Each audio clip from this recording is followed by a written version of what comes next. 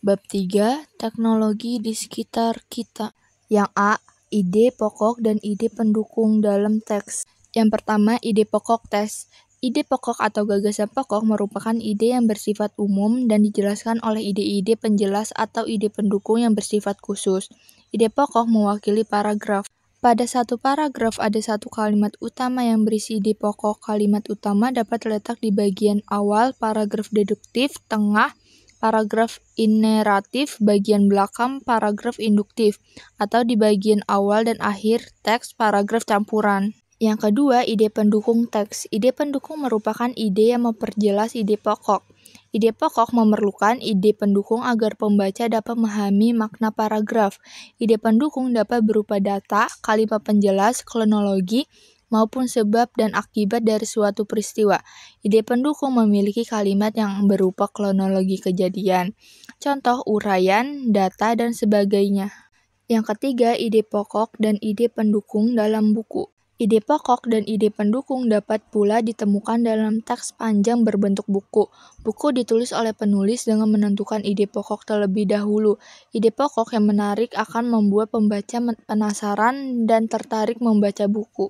Ide pokok buku dapat diperoleh dengan memperhatikan bagian-bagian buku sebagai berikut.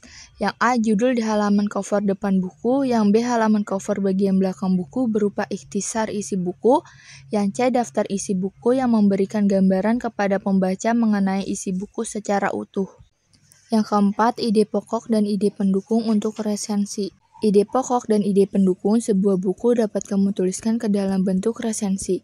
Menurut KBBI, resensi adalah pertimbangan atau pembicaraan tentang buku, ulasan buku.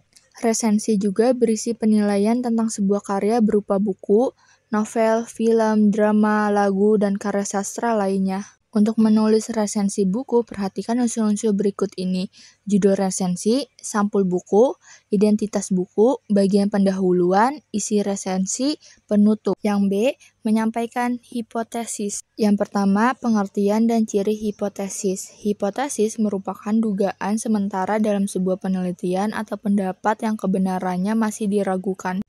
Ciri hipotesis adalah hipotesis harus menyatakan pertautan antara dua variabel atau lebih dalam satu rumusan hipotesis. Dinyatakan secara deklaratif atau kalimat pernyataan hendaknya dirumuskan dengan jelas, padat, dan singkat serta harus dapat diuji kebenarannya. Yang kedua, menggunakan kata khusus. Saat mengajukan hipotesis, kamu dapat menggunakan kata khusus atau istilah sesuai bidang yang dibahas. Misalnya, bidang teknologi informasi, kamu dapat menggunakan kata-kata khusus berikut ini: kecerdasan artifisial, biometrik, literatur digital, pindai, jaringan komputer.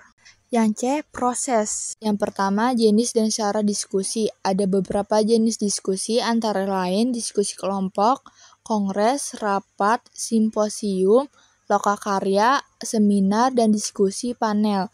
Adapun syarat kegiatan diskusi diantaranya ada permasalahan yang perlu dicari pemecahannya, ada ketua atau moderator, ada peserta atau anggota diskusi, ada kegiatan bertukar pendapat oleh peserta diskusi sesuai aturan yang disepakati, serta ada simpulan atau putusan yang disetujui oleh seluruh peserta diskusi. Yang kedua, tahapan berdiskusi. Tahapan melaksanakan diskusi sebagai berikut: A, menentukan personel yang bertugas sebagai pembicara, penyampai makalah, moderator, tulis atau penulis, dan peserta atau anggota diskusi. Yang B, pembicara menyampaikan masalah yang akan dibahas. Yang C, peserta diskusi santun membahas dan mencari pemecahan permasalahan yang disajikan pembicara. 3, memberikan tanggapan dan mengajukan pertanyaan efektif.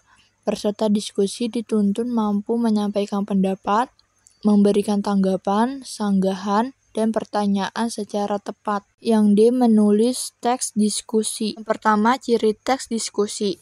Yang A, struktur terdiri atas isu atau permasalahan. Yang B, membuat informasi yang bersifat informatif, argumentatif.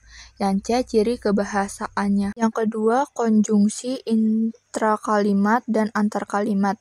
Teks diskusi dominan menggunakan konjungsi atau kata hubung. Yang E, mengelaborasi perasaan atau memahami permasalahan. Kamu dapat mengelaborasi perasaan diri sendiri dan orang lain untuk memahami suatu masalah dan menemukan solusinya.